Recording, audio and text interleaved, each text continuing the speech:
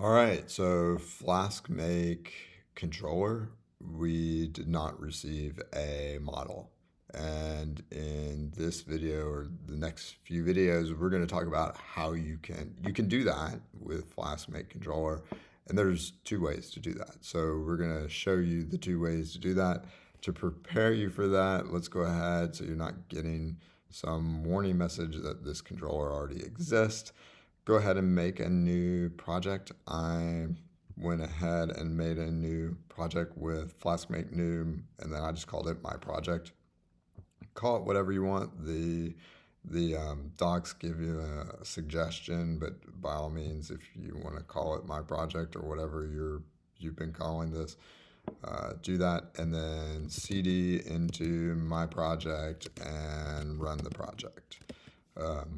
So we'll start with this fresh project.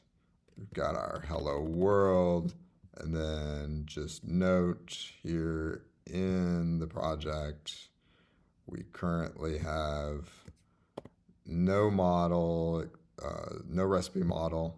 The only model that we have is the user model, and our controller is just the main controller.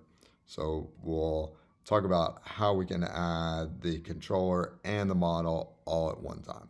All right, see you in the next video.